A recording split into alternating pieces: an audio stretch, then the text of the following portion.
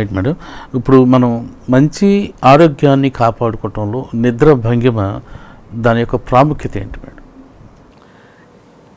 అంటే నిద్రపోయినప్పుడు చాలామంది అటు ఇటు తిరగడం ఇలాగా అలవాటు ఉంటుంది. మనకి మంచి భంగిమ అంటే సుపైన్ అంటే స్ట్రైట్గా శవాసనం లాగా పడుకోవడం అనేది ఒక మంచి పద్ధతి. ఇంకా దానికి ఏంటంటే కాళ్ళ కింద దిండు అనేది పెట్టుకోవడం వల్ల, ఇప్పుడు కొంతమందికి ఏంటంటే వాళ్ళకున్న ఇబ్బందుల వల్ల మనం ఎలాగ పడుకోవాలనేది అడ్వైస్ చేస్తుంటామండి, ఎలాంటి ఇబ్బంది ఉంది అనే దాన్ని బట్టి.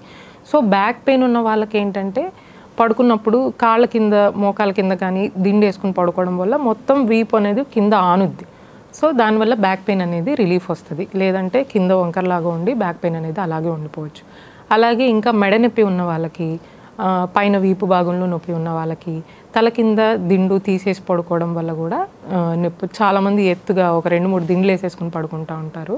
అలా కాకుండా చిన్నగా పెట్టుకోవడం వల్ల ఈ నొప్పి అనేది తగ్గుతుంది. సో వాళ్ళకున్న ఇబ్బంది బట్టి మనం ఎలాంటిది అనేది అడ్వైస్ చేస్తుంటాము కామన్గా.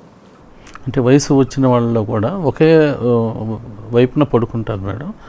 అప్పుడు వాళ్ళల్లో ఈ ఎముకల నొప్పులు ఎక్కువగా నొప్పి ఉంది అని చెప్తూ ఉంటారు వయసు వచ్చిన వాళ్ళు కూడా.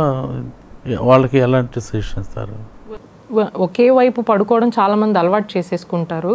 అలా కాకుండా అటు ఇటు కూడా మార్చి పడుకోవడం, కొంతసేపు సుపైన్గా అంటే ఇట్లా స్ట్రైట్గా పడుకోవడం ఇలాగా చేసుకుంటే మంచిది. బోర్లా పడుకోవడం అంత అడ్వైజబుల్ కాదండి, బోర్లా పడుకోవడం మంచిది కాదు.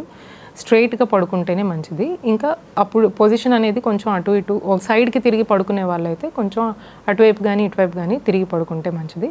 ప్లస్ ఒకవేళ వాళ్ళకి ఏమన్నా గూడు నొప్పులు కానీ వేరే ఏమన్నా ఇబ్బందులు ఉంటే మ్యాక్సిమం ఏంటంటే వేరే వైపు తిరిగి పడుకోమని చెప్తాం. అంటే ఎటువైపు ఇబ్బంది ఉందో ఆ వైపు కాకుండా ఇంకో వైపుకి తిరిగి పడుకోవాల్సి ఉంటుంది అన్నట్టు చెప్తాం అన్నమాట.